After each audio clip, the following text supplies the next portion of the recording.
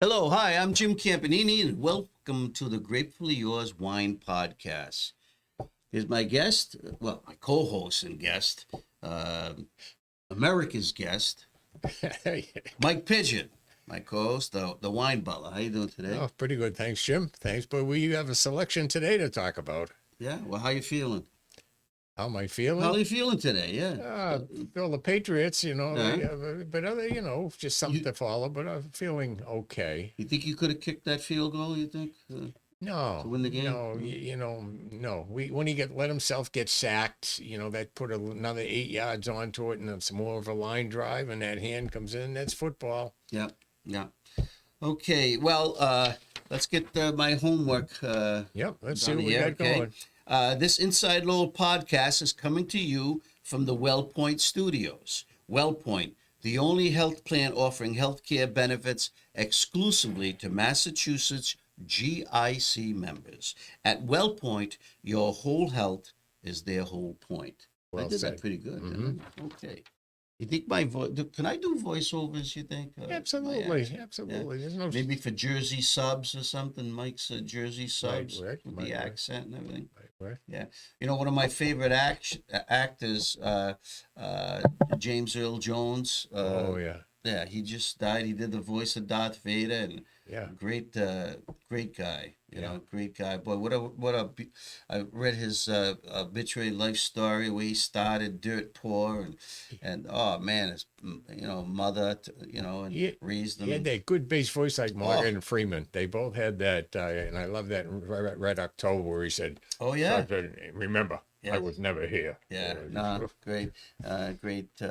So, what other thing? Oh, yesterday I played in the Lowell General golf tournament fundraiser at Vespa Country I Club. hear you did okay. Yeah, we did okay, but it was a beautiful day, of course, and there's been a lot of changes up there. I remember first going to those when Norm DeShane was the CEO, then Jody White.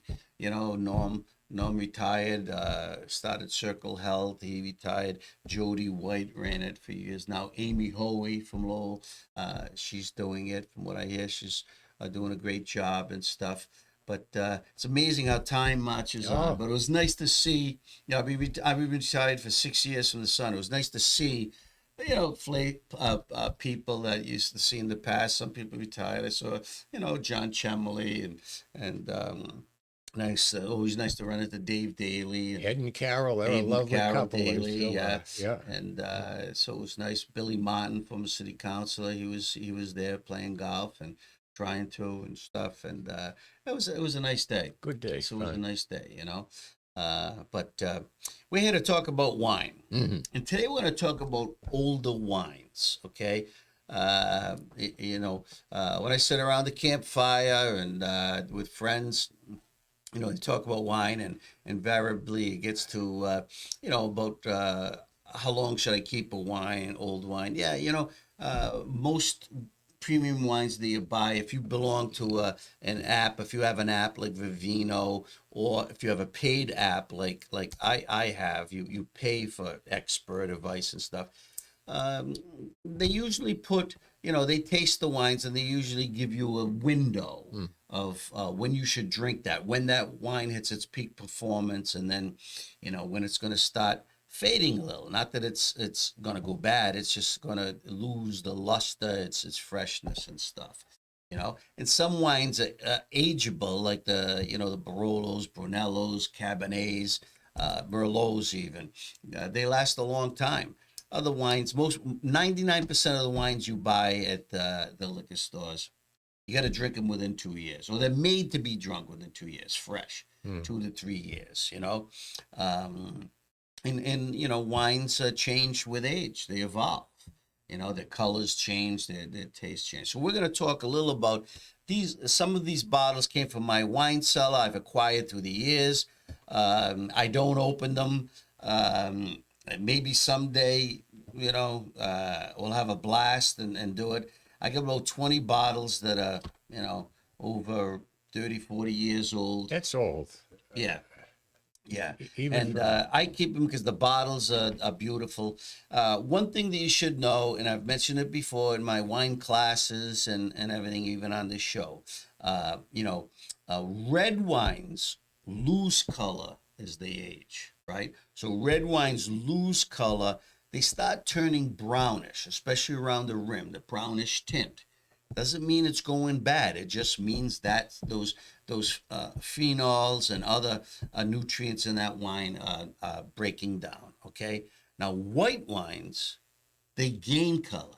They go from white to dark. I never knew that. I really Yeah, didn't. Yeah. it's the oxidation. The white. This little space right here, okay, between the seal and where the line, the water line, the wine line, as they call it, okay, that is called the ullage. Ullage, okay, that's the space.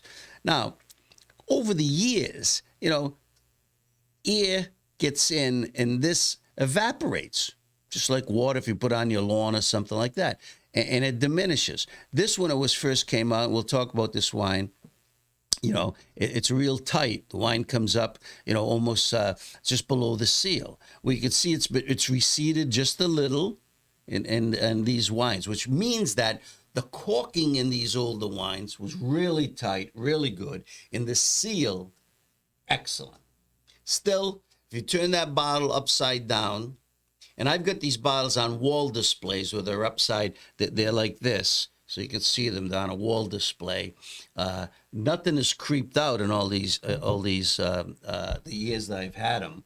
So those are really, really tight. The second you see that, you take them down. There's an issue because if you see that little drip, drip, drip, air's getting in there, and it's just oxidation will ruin the wine eventually over time and stuff.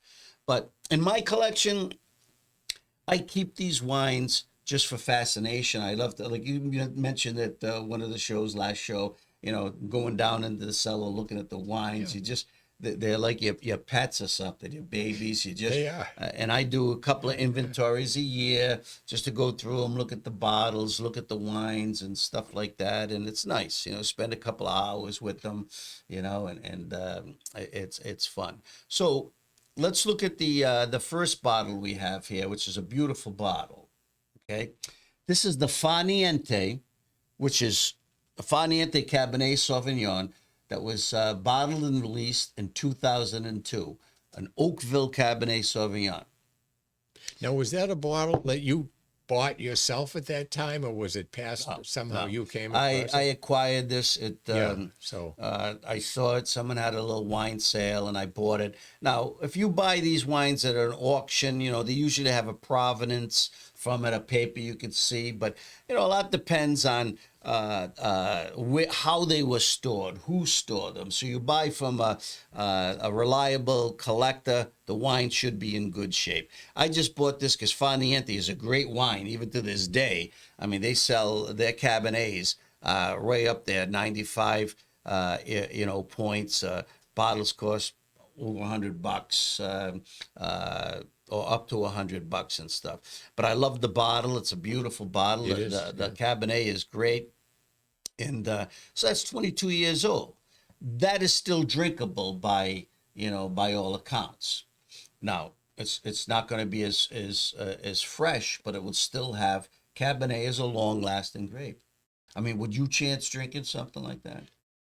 I bet if you had two bottles that same year, the exact same wine, you might Yeah. open and get a different result from each bottle. Yeah. All on how they held could. tight seal. Yeah, Yeah. yeah. It's interesting, but it's a gamble. So, I but know. it's a beautiful bottle. It came from a great estate. Yeah. And if I did the research on it, well, I did a couple of years ago. It's a beautiful bottle. It's Fenocchio. still listed. It's still listed as a drinkable wine. Mm-hmm.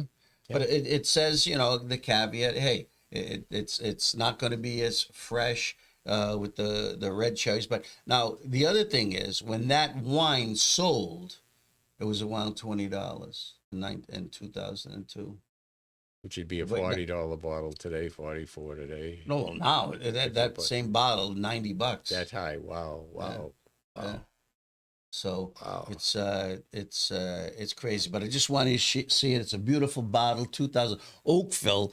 That's one of the top vineyard areas for Cabernet grapes in Napa Valley.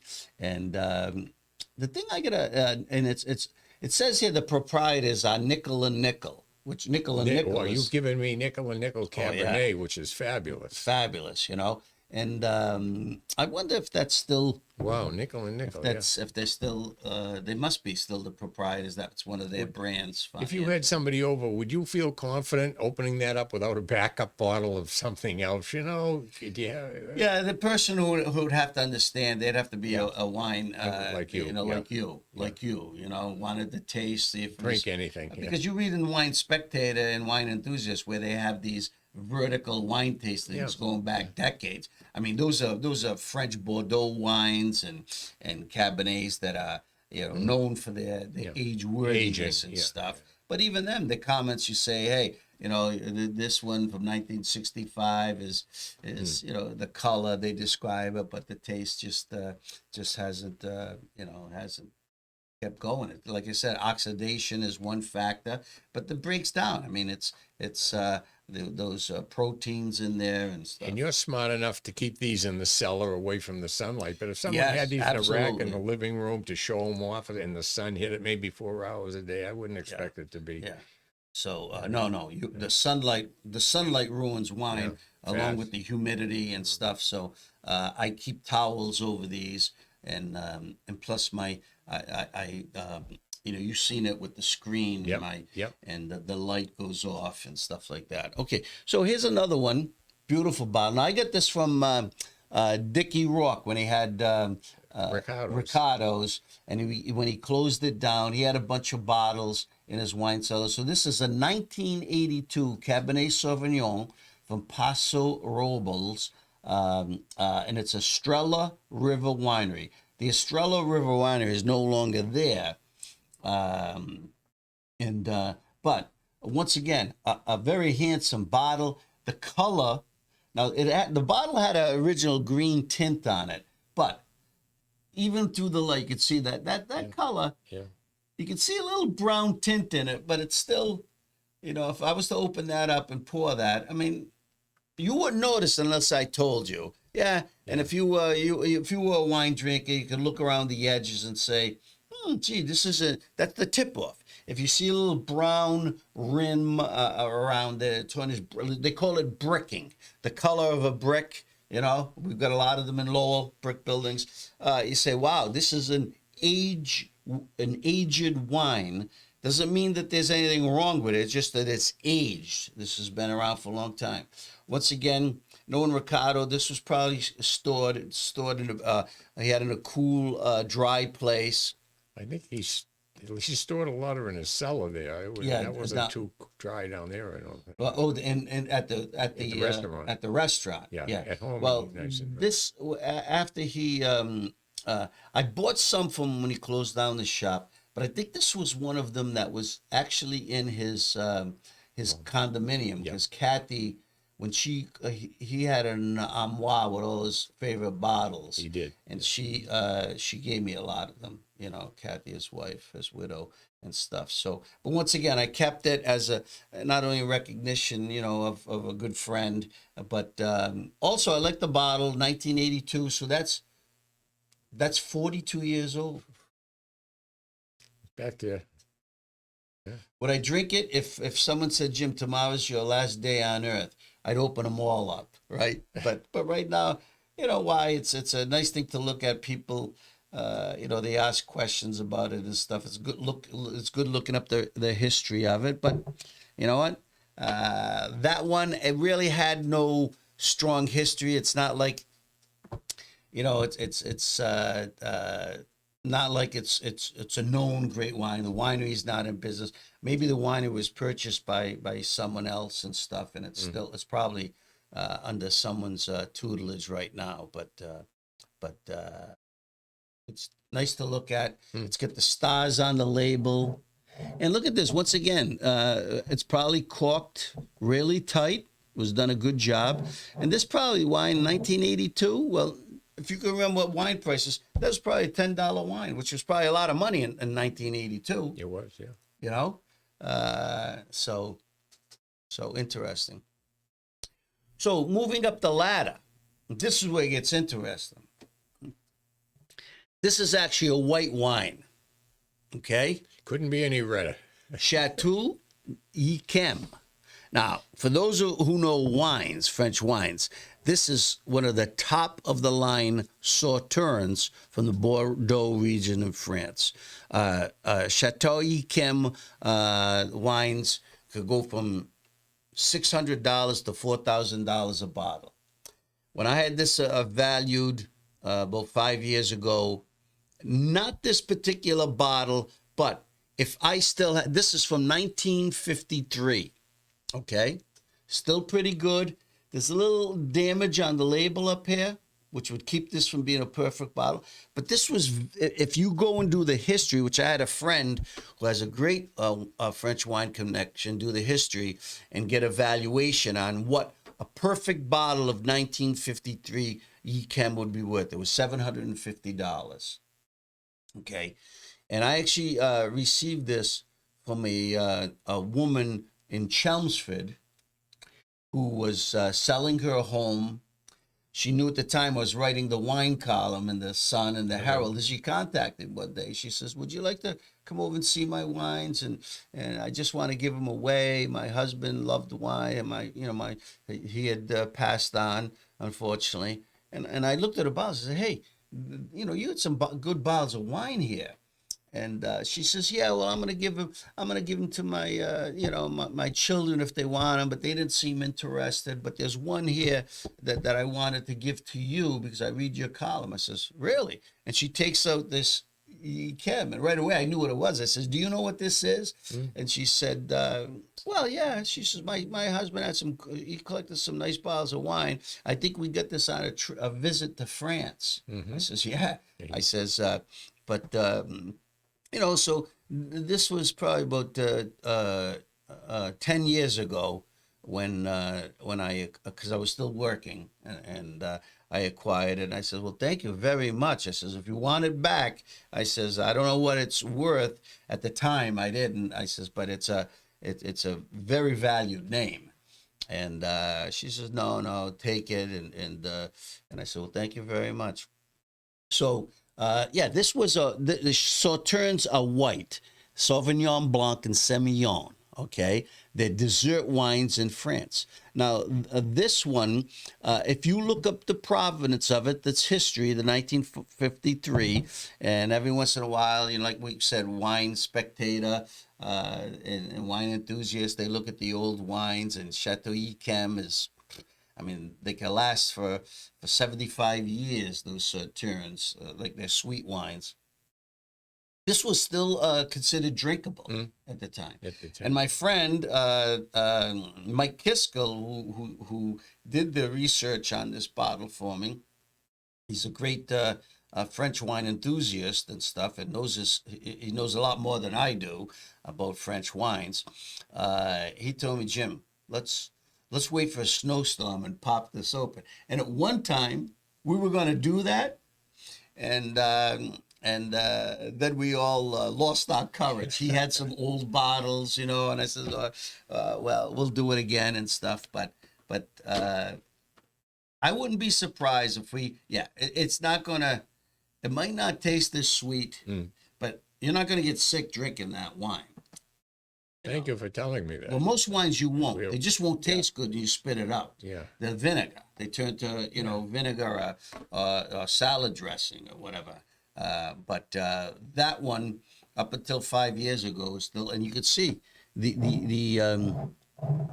it's still fairly tight, but it is degrading on top, the foil. So, I don't know. What would you do with it? Buyer beware.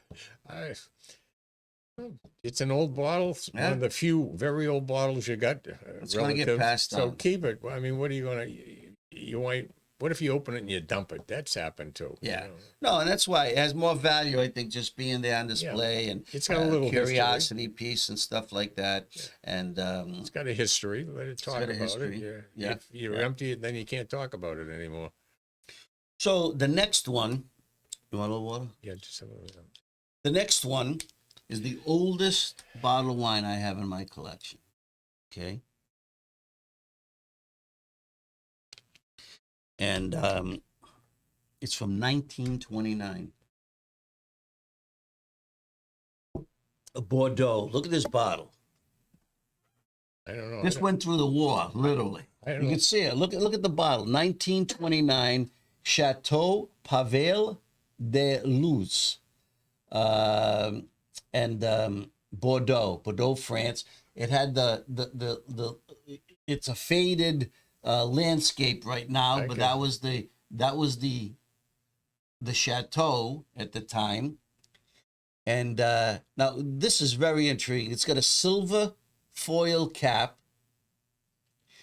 This bottle was actually bottled right after, think about it, the First World War in Bordeaux, and the disease phylloxera had just struck France and wiped out all their vineyards in Bordeaux. They had to be lost replanted. 90%. Matter of fact, they had to get American vines and graft from American vines and restart over and stuff.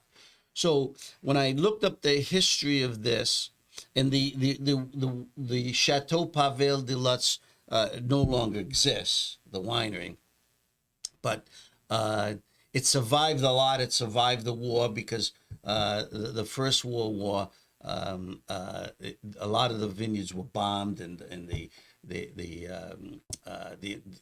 invading armies, took the wine or whatever. Didn't matter what side you were on and stuff. Basically hurt major economic, bigger economic impact. So they were starting over 1929, and then what else happened in 1929? World. The stock exchange. Stock market. Yeah. Yeah. So the world was in collapse, Yes. not only trying to recover from a war, but then you had the collapse of the economy. No one was really buying a whole lot of wine back then, and we didn't have the import and export business that we do today. Although French wines were still doing, well in Europe and stuff like that, they were still a big commodity. But look how well this has held up. I mean, just look at the ullage. This wine, okay, it's lost some, so it's got an open space at the top. About, you can see my hand. It's a little more than an inch, maybe 2 inches and stuff. But that seal is held up. I can't believe that anything older than me is still in good shape, and that's older than me by a few years. And this is a Bordeaux, which was made from the Bordeaux varietals. I don't know the percentages, but Cabernet Sauvignon, Merlot. There might be some Petit Verdot in there, right? But it's a blend. And now this one, I said, if I'm alive, we'll open it in 2029. It'll be 100 years old. Why not? So and so. But then, like the other bottle, you might not be able to pull the trigger when it gets time. And believe it or not, this wine, who gave me this bottle? My neighbor, Helen Dunnigan. Oh, yeah. Yeah. Yep. Now, she said Paulie, her late husband, Paul. great Paul. Yeah, Paul. They got a son, Paulie.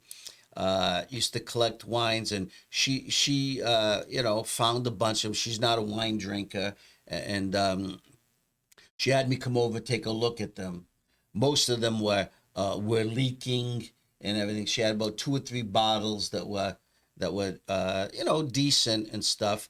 And this was one.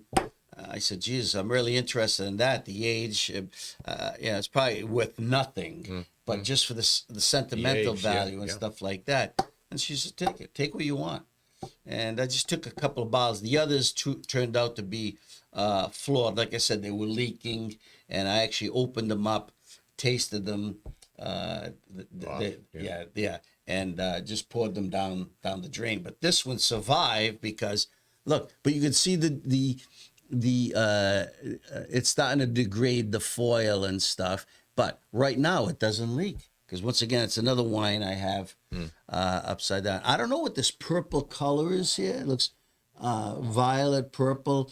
I don't know if Can only be one thing.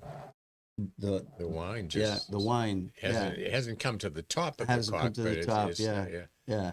So but that's the oldest bottle of my collection. So that's 71 right now, 71 and 24. Could you get the cork out of that bottle? 95 years old. I know it. It's too. Well, that's the other thing. You take off the foil, probably these corks are drying out. Yeah, they crumble. They're going to disintegrate and crumble. So you're going to be very careful taking them out. And better you keep it as a collector's item. Yeah. Now, the last bottle we have, Barolo. this is Giacomo Fenocchio Barolo from 1998. Do the math. How old is that? 1998. 26 years old. 26 years old. Now, most Barolos, can last up to 50, 60, 70 years if they're well stored. This is, I purchased this one at an online auction, and only one bottle. It didn't cost much. I think I bid like $60 on it, and I got it. But this house, Giacomo Fenocchio, is still in business. Great family business. They've been making wines for 4 centuries in their family. And the Monforte d'Alba and the Valero vineyard is still around. Okay, so we're gonna try this one. Okay, open the Barolo. I'm gonna open the Barolo, dry red wine made from what grape, Mike? Your favorite grape? Nebbiolo. So this is the only one I have, from 1998. I have other Fenocchio wines. All right, so this is still dry. Look at the cork. Very good condition. Yep, nice. Yep. Looks like a good seal. Yep. There is a crack in the cork, though. Okay, so let's see if I can open it without splitting it. Oh, now it goes in awfully easy. Awfully easy. Let's see. Oh. This wine should still be drinking well. Okay. Might not be beautiful, but it broke. It broke. Well, but it came out. Give it one more try. I'm gonna have to. I didn't bring my strainer with me, so we won't be able to. So it was dry. It's drying out. Be very delicate. I don't think we're gonna get this one. Oh, it's going in. Going in. But it might not lift. Yeah. It's already been compromised. It might not lift. And oh boy. It's coming. Oh no, it's coming in pieces. Should we punch it through? Punch it through. We'll sip it. We'll sip it. I can. Here, do it over my glass. See what happens. This is like Julia Child's cooking on TV, Fish goes on the floor. I mean, I should have a strainer, but we don't. Well, I didn't bring one. I didn't know you were opening that. Let's see. Let's pour a little in here first. Oh, it comes out. Yeah, pour some in here. You can see it's brown. That's all right. So it was brown, okay? Oh, that's brown. That's brown. Yeah. Smell it, though. It's got a nice fragrance. You think? Well, it's got a Barolo fragrance. I mean... That is brown. Yeah. I don't know if you people can see it's lost its red luster, that glow that they have, Barolos have, I mean, they're not a dark red Cabernet wine. They're more like a little ruby. No, it's gone. yeah, bitter, bitter, bitter, bitter. Okay. You give it a shot. You know, you're more familiar with Barolos, but that's bitter. Aftertaste is very bitter. Okay.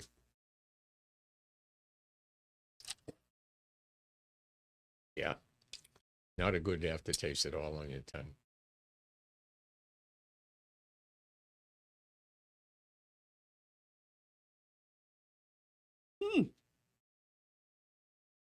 I'll pass. Mm.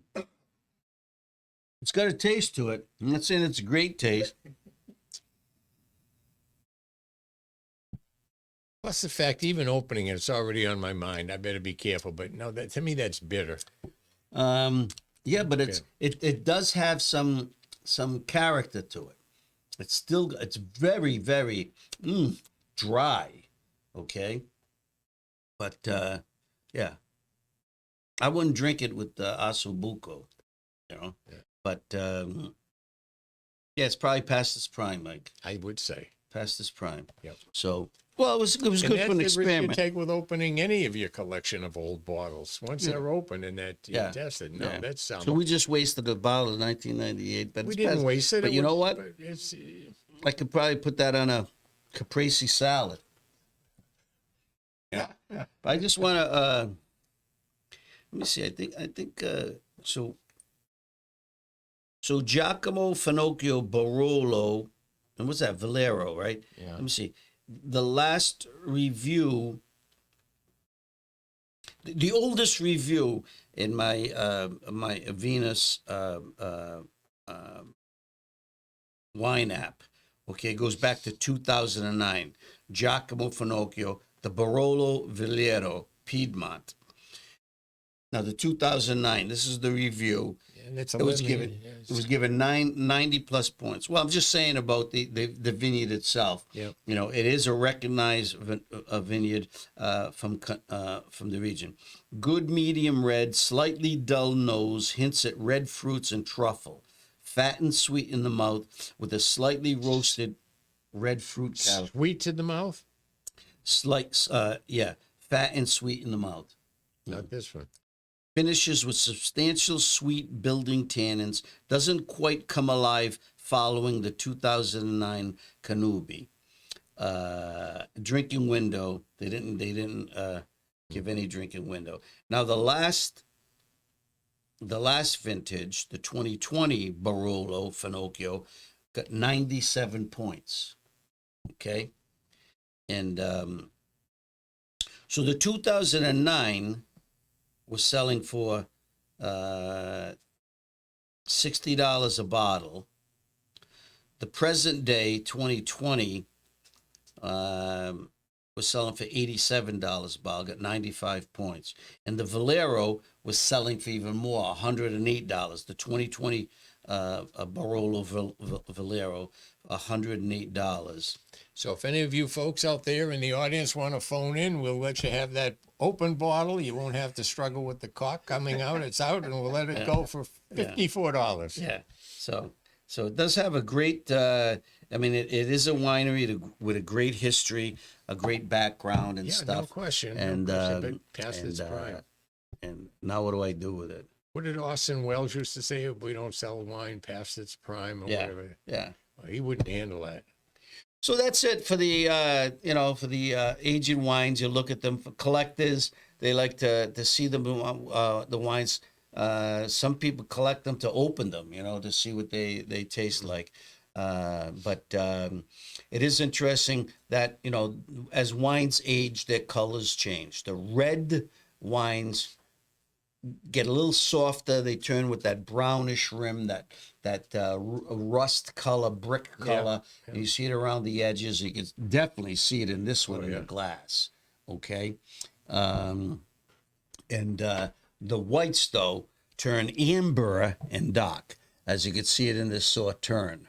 You can still see the amber highlights when the light goes through it at the bottom, but that's what happens. So, know what you're buying. That's what I say. If you're into collecting and you're doing auctions, You got to research the bottle, see what information they have. But the main thing is, how was it stored?